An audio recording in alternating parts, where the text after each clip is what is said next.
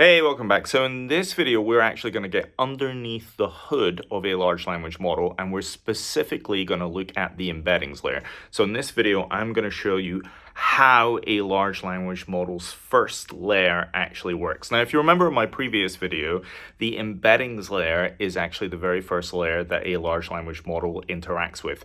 So when I type in something like, "Who is Ada Lovelace?" the large language model never sees the words, "Who is Ada Lovelace?" What it does is convert that into a set of tokens. And a tokenizer is the thing that takes those words and converts it to those tokens. So if we look at something like the words "Who is Ada Lovelace," you will see in our reference model here that it converts it into 1116443, 338, 232. 55, 23974, 2915, 815, and 29973. And those are what gets loaded into the embeddings layer. So when we do some inference on the model, that is what it's actually seen. It never ever sees the phrase "Who is Ada Lovelace," it only ever sees the tokenized representation of that phrase, which is those numbers. So whenever we interact with a large language model, whether it's training or inference, we only ever deal with the embeddings layer as the starting point, and then we get our output from that output layer, which returns the tokenized form of that output, which we then use the tokenizer to turn back into the phrase that came out of the large language model. So if I ask it "Who is Ada Lovelace," you will see it's going to come back with something like "Ada Lovelace is," and then go blah, blah, blah, blah.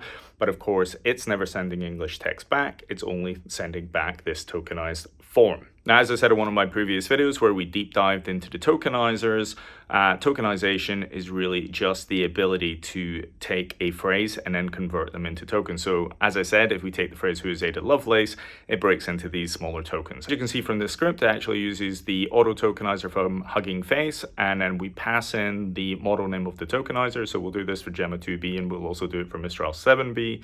And then we run the prompt through the tokenizer, in this case, "Who is Ada Lovelace," and then we will return the tokens and we'll print that out in a pretty format in our table. So this is how the Gemma-2B tokenizer tokenizes the tokens. You can see it's got "who," and then you can see the spacing for "is," "Ada," and "Lovell." So actually what the tokenizer is doing there is actually tokenize space "is" as a token to itself. So it's so frequently used with spacing that it's actually represented as space "is." Of course, there is another token in there called "is," and you will see actually when we bring up the visualization of the embeddings layer, how that actually looks within the embeddings layer when it's tokenized. So "is," "Ada," and "Lovell" have all got a space before that because they're all frequently used, and then "ace" is a token on its own and question mark. So it's slightly different from how Mistral does it. So if we look here at how Mistral does the tokenization, you see it's actually quite different from Gemma. So you see there's a lot more subtokens. "Who is," then "a," "da," "lov," "l," "ace," question mark.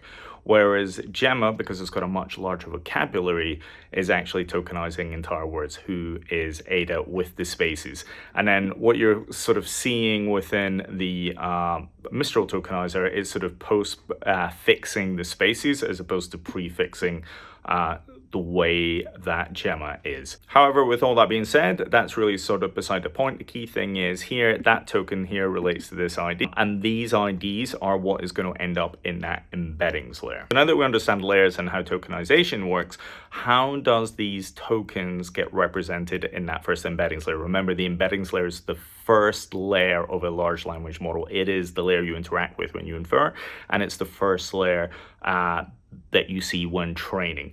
So as you can kind of see there, it's like a matrix. So you've got an index, which is essentially the token ID. So there's going to be one row per index in the embeddings layer for every single token in the vocabulary. So in something like Gemma-2B and Gemma-7B, if you've got 256,000 tokens, then you're going to have 256,000 rows. In the same way, in something like Mistral, which has got 32,000 tokens, that is going to have 32,000 rows. So you can kind of see how that calculation happens. The size of your vocabulary has a direct influence in the number of parameters in your model. So that calculation is going to be number of tokens in your vocabulary multiplied by number of dimensions. And the dimensions is really a sort of vectorized representation of the meaning of that token. And we are going to look at exactly how that looks in the large language model. So that is our embeddings layer. If you want to be able to print that out, we can actually do that. We can take a look at the shapes underneath that. So if I type in for a second print embedding shape, you're going to see that it's actually going to take a look at the underlying model, and it's going to tell me how many rows were in my prompt. So remember, it's passing through the prompt who is Ada Lovelace, the number of tokens. In this case, I've got who is Ada Lovelace. That's the number of tokens on there, and then you see the number of dimensions. So we're looking at Gemma-2B, which has got 2048 dimensions. So if we take the 256,000 multiplied by the 2048, that's going to be size of the embeddings layer. Hence why Gemma-2B has got 26% of its entire model is actually the embeddings layer, because it's a 2 billion parameter model, and actually something like 500 million parameters or something ridiculous like that is taken up by the embeddings layer alone. So now that we understand the shape of the embeddings layer, what we want to be able to do is actually get the output of those embeddings. What we want to be able to do is map out every single token and then show what the dimensions for each embedding looks like. So I've got a little bit of script here where all it's going to do is use the auto tokenizer again. It's going to load up the model from this case. So it's actually going to load up the tokenizer and load up the model. And then it's just going to run through the prompt who is Ada Lovelace through the tokenizer, get that tokenized form of it. It's going to make a forward pass. What it means is it's just going to do an inference. It's going to run through every single layer of the model from embeddings all the way to the output layer. And in this case, it's going to get the embeddings from the last hidden state layer. Now I'll talk about what that is a second. And then I've got a nice little pretty function here, which actually takes those embeddings and just prints it out to a table. And if I run print embeddings hidden for a second, so it's the exact script that we looked at a second ago, you can kind of see here it's taking those exact same tokens, who is Ada Lovelace. It's got a mapping of the IDs, same IDs as we had before. And then you see those embeddings, those exact same numbers that I showed you in the slide earlier, from 0.3117, and then it sort of skips a beat there, but it goes all the way to kind of, in this case for Gemma-2B, 2048. And if I wanted to, I could of course run it through for the Mistral model as well, and you're going to see it will come back with its specific embeddings as well. And you see obviously more tokens, also more embeddings, because that will actually go up to 4096 rather than 2048. And again, that's how the calculations. But you see all of these embeddings, and I get it, they're meaningless at the moment, but we will visualize them pretty soon. So the problem with the script that I just run though is that when I do a forward pass of the model, i.e. I do inference on it, I'm actually going through every single layer of the model. So I'm actually passing in, my phrase, who is Ada Lovelace, but it's going to hit the embeddings layer, and then it's going to go through every single one of those attentions layer. All, in the case of the Mistral model, all 32 layers. And Gemma model, I think it was 20 odd or whatever it was. I can't remember the exact number offhand. However, what it's going to give me in the last hidden state is what comes out of that normalization layer, the last hidden state, not what I want, which is from the embeddings layer. Now, if I want to get the value from the embeddings layer, what I need to do is not take it from the last hidden state, but actually take it from the input layer. So if we look at this script, which is print embeddings input, I'm still going to load my tokenizer as normal. I'm still going to load my model configuration as normal. I'm still going to tokenize as normal, but instead of doing a forward pass through every single layer, what I'm going to do here is I'm going to tell Torch not to calculate any gradients, i.e. don't work out all the values of the layers. And what I'm going to do is just take the input embeddings for the past input IDs, ID tokens that I pass in. That is literally all that it's going to do. And then I'm just going to print it out as normal. So if I do this and run print embeddings input against a Gemma model, you're going to see that I'm going to get some different values. So rather than 0.311 or whatever, I'm now going to get these values 0.1191. So, and that is the actual input layer. Now, that's all very cool in that, but it doesn't help me for when I want to visualize the models, because I want to be able to do extractions, and I may want to pull those embeddings and pull them into another model there and get rid of all of those layers. So what I could do is actually extract out all of the embeddings and then use torch.save to save it to a file. Essentially, I'm going to take it and turn it into a dictionary, and then I can load it up later. So that's actually a pretty good technique, especially if you've got good embeddings. So I have a script here called extract embeddings, and if I run that for a second and we run Python extract embeddings, then what it will do is load up the model, as I said before, and then it will extract out that embeddings layer just like it did. So you see it's taking 25600 2048 embeddings layer, and then it's storing it in a file. So if I go into my file system for a second, you can see in my output layer I've got the Gemma-2B embeddings layers, Gemma-7B, Llama-2, Mistral-7B, and Tiny Llama in there, and then that's going to help me for later on. Now, why would I want to do that? Because it means if I want to run a little bit faster, one of the things that I can do here is now, rather than loading up the model and then extracting the embeddings layer out, including, which is a problem if I'm loading up lots and lots of layers, one of the things I can do now is I can actually just load the tokenizer. I can load my embeddings model. I will show you what that looks like in a second, and then I can do a forward pass like I did before and get the output. The big difference is now I don't need to do that fancy switch off all the gradients, because by loading the embeddings model, I'm only loading the single layer, the embeddings layer. My embeddings model has no attentions layer whatsoever. And I can kind of show you what that looks like. So if I come into my code here for a second and we open up the embeddings model, this is actually the embedding model here. So I'm using torch.nn, and you see here is my class, which is an embedding model. I'm passing in the vocabulary size, and I'm passing in the embeddings dimensions. So in Gemma it's 2048, and in Mistral it's 4096, and then there's the forward where I'm just doing the forward pass through the model. So this is a super simple model here, but that means when I do something like the load embeddings, all I am going to be doing is passing in that tokenizer vocab size and the dimensions, and I'm just instantiating that model and then loading from the file that we saved earlier. So if you want to see what that looks like, if we go into the embeddings load file, and you can see here load embeddings model, and all I'm doing is creating a new model called embedding model. I'm loading the saved embeddings from my file. You can see I'm doing a bit of a check here to see that the dictionary is in the format that I want, and then I'm just extracting out the embeddings tensor there, and then I'm doing another dimensions match, setting the weight for it, and then I'm putting the model in eval mode so it doesn't actually do any training or whatever, and then I return the model. So now if I come back into my reference model, what I have in my model now is I only have the embeddings layer. I don't have the output layer, and I don't have the attentions layer. It's just this single embeddings layer in my model. So I have a much smaller model, it's much simpler, but it only has an embeddings layer, and that's going to be useful when I want to start doing the visualizations. And of course, if I run load embeddings now, you can see that it's actually returning the exact same values as we ran before. So you see it's got 0.1191, 3047. So when we did it directly by loading the models, you can see we've got the exact same value. So I have an embeddings layer which is extracted from Gemma, running on my own custom model. I can take that, manipulate it, etc., and I don't need to load the full model and all the other layers. I can just load the embeddings layer if I want. So we have successfully extracted out the embeddings layer, and now I'm going to show you exactly what is in that model. I said I was going to give you a visualization of exactly what the embeddings layer looks like underneath the hood. So we know how tokenization works. We know what roughly the shape of embeddings layers look like and what these dimensions are. Now I'm going to show you what the value of these dimensions are and what it looks like underneath the hood.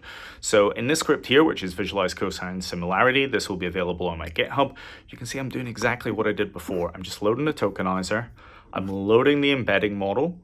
Exactly how we did it earlier, and that embeddings model is just got the weights from Gemma, or it's got the weights from Mistral, depending on which model I have. It hasn't got any of the other layers, it's just got the embeddings layer only. And then I'm going to do tokenization as I did before. But then the key thing here is what I'm going to do is I'm going to get all of the tokens. So it's actually going to loop through the tokens, going to find some of the tokens that are closest to it. It's going to do a thing called a cosine similarity search. What a cosine similarity search is it's just a way of taking vector forms and seeing what numbers are close to each other. Standard mathematical thing. We'll cover it properly in another video. I'm not doing anything quickly here, but I'm doing the cosine similarity search to try and make sense of it. And what we are going to do is take the 5 closest tokens to each of the tokens that I pass through, and then we're gonna take those tokens and we're gonna plot it on a 2D chart. So we're gonna take it in 3D form and we're gonna turn it into 2D so we can see what it visualizes. And the results are absolutely astounding. So what I will do here is I'll pass in a single term. So we'll pass in London. So it will show me the 5 tokens that are closest to London on the Gemma-2B model. And there we go. And the results are absolutely interesting. And what you can see straight off here is you've got the term Lond and London. They're all kind of grouping together, the 5 closest tokens, London in capital letters. There's London, Laundry. And then what I've done is it will draw a line between tokens that are pretty close. So you can kind of see London and London, Laundry and London are pretty close, these ones here. So it's actually anything over a threshold of 0.5 on closeness, on strength of weight, it will draw a connection between. So you see all of these terms are connected. And by the way, the underscore there, underscore London, is actually meaning there is a space before that. And then you see underscore Laundry. I've just put in a replacement so you can see spaces, and that's what the underscore is. So you can kind of see here straight away the space Laundry is related to London. London's related to London with a small, and blah, blah, blah. So what's actually happening? We talk about magic of large language models. We don't know what's going on underneath the hood. But look here in the Gemma-2B model, we can actually see the 5, 6 different terms of London are all connected together. Of course, I could put in other terms as well. I could put London, Rio, Paris. We'll put in Hilton, and we'll maybe put in Ferdinand as well. And let's see what this looks like. Now, this is a little bit busy, this one here for a second, but you can start to see similar things. You see Rio in capital letters. There's Radisson. We can probably guess why Radisson is there. That's right, because of the hotel. So Hilton is obviously going to be close to the terms Marriott, Radisson, Hyatt. Do you see this? So already in the embeddings layer for Gemma, it's actually starting to get a closeness. It's started to group things together like hotel brands and chains. So Hilton and Marriott is starting to cluster together kind of in this way. Now, there isn't a connection between Hilton and Marriott, so it's not a strong connection like that we had there, but it's certainly a kind of connection across there. And we can kind of even follow these around. So if I take Laundry, I can follow that down. You see that connects up to London. And again, you see all the variations of sort of London within there. And if I just come into here a little bit for a second, you can see Paris and Paris are connected, or Paris, space Paris and Paris are directly connected. There's a strong connection, and Paris and France have got a strong connection as well. And again, I can follow that London kind of back the way and see what is connected at. Fur and fur are connected together, capital fur and little fur as well. Of course, if I wanted to, I can even run that against the Mistral-7B model as well. So we'll run London, Rio, Ferdinand, Paris, and Hilton through it. And again, you can kind of see here similar results to what we got before. You see if we come in here, you see Ferdinand and Ferdinand connected together. You see London there sitting on its own, so you've got this natural grouping, but then I can start to see those connections. There's Marriott, and I can see Hilton and Hilton, with a space before it connected. This is on the Mistral model. There's Laundry, which is an old term for London, or a French term for London. You see Rio and Rio coming together, and then you see Laundry connecting to London. I see Paris connecting to France, Paris, with capital P connecting to Paris underneath.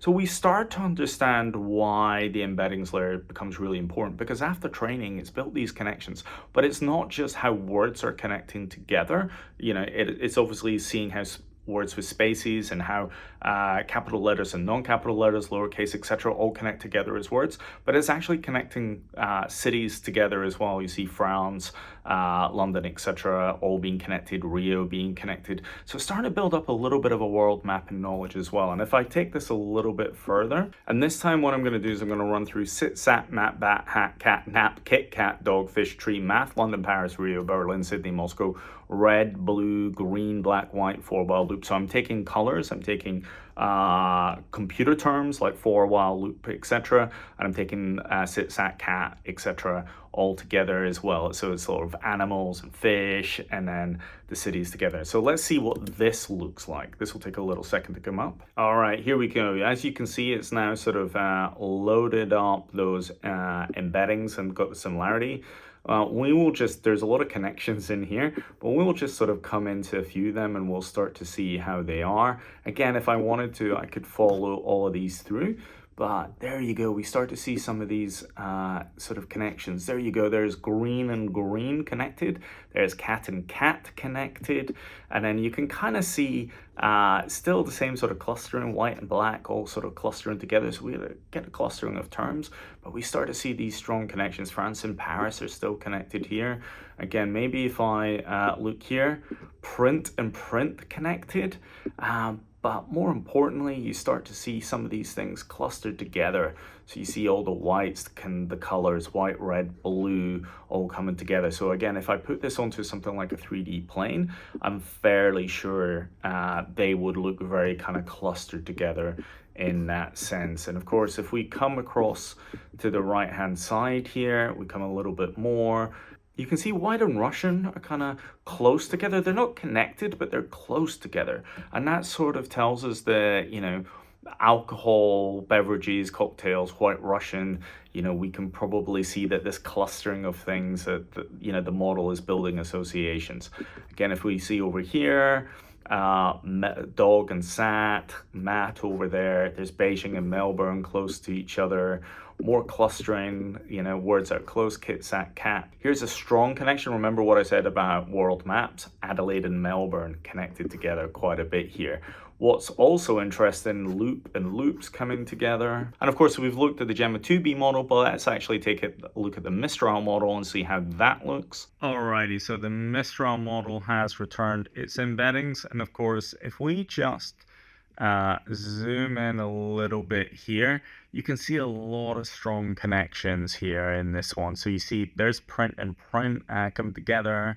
You see blue, black, white coming together, London and Russia, London, Paris, Paris over here. Whilst let's just move along a bit here.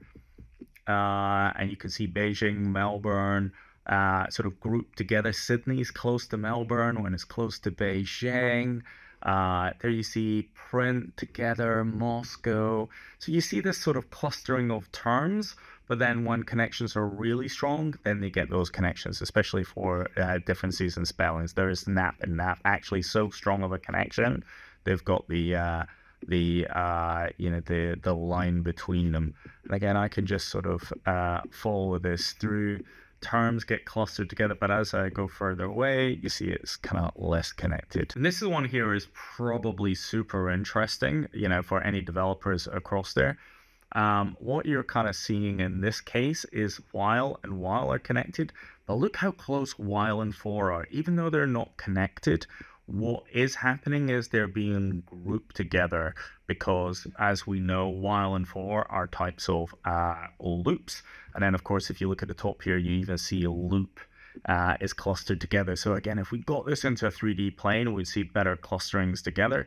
But while, for, loop, etc., all coming together, and then you see the colors coming together as well. And even there, if we look to the right-hand side, we see for and for, while and while, and while and for.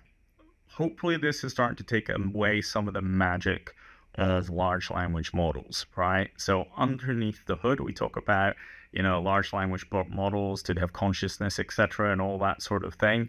But actually, if we look under this first layer of an embeddings layer, all we have is a big set of words, and we have connections of how close they are together. Similar words are grouped together, and certain words have very, very strong connections. Now, of course, later on in the layers, those connections are going to get even stronger, and those weightings are going to allow the model to be able to do those next token predictions. So here it's really just sort of similarity, more of the semantics and the meanings coming later in the model layers. But as you can see, why Google, with their Gemini and Gemma models, they're actually making a huge bet on vocabulary. So although we're looking at the Mistral model a second ago, in the Gemma model with its huge set of vocabulary, 256,000 items, you can see that rather than waiting for the other layers to make connections, it can actually deal with things much earlier in the model. So if I do a search for space for and for, well, it knows in that first layer it's talking about essentially the same word because it's got such a strong connection. It also gets while, for, and loop are all types of loops in programming. They're kind of grouped together, even though they're not directly connected. But when I go further down the layers, those connections are going to get much stronger when you start to have the context of the prompt underneath that. So a lot can be dealt with on those early layers. And I think that's why Google went for such a large vocabulary. Not only can it capture connections in different languages, not just English, it can connect those words in different languages such as Japanese or or they can do Cyrillic type languages, etc. It's got a much better vocabulary to work with, so it can connect things together, but it can also connect things together in programming languages. But also, as I was surprised here, concepts as well. It's connecting together colors, it's connecting together cities, forming world maps, etc. So there's a lot of different concepts that are connected together in these first layers. So later on, when the other layers are doing work to sort of try and understand the semantics behind that, actually a lot of the ground-up work is done on those first layers. And I think that's why Google has invested so much and having such a large vocabulary. However, as you see, even in the Mistral model here, even though it's a small vocabulary, 32,000, actually there's a lot of strong connections that have been made. So this embeddings layer is super, super important. But hopefully by looking under the hood, we can stop thinking about the whole thinking thing for a second, because, we're just looking at a whole bunch of words that are connected by cosine similarity. And of course, if we go to smaller models, if I brought up something like Tiny Llama, for example, you see these connections, they're not so profound, right? They're looser connections, they've not got higher weightings, and therefore the model doesn't perform as well. Anyway, hopefully you found this useful. Hopefully it will allow you to explore for yourself what's going on under those models. We are going to spend more time doing a little bit of brain surgery on these models and trying to understand them a little bit more. But hopefully this gives you a better insight to at least what's going on in that first layer. And then maybe in a future video, we'll even try and create our own embeddings and dimensions for ourselves so that we can really understand how that works. Anyway, I'll catch you on the next video.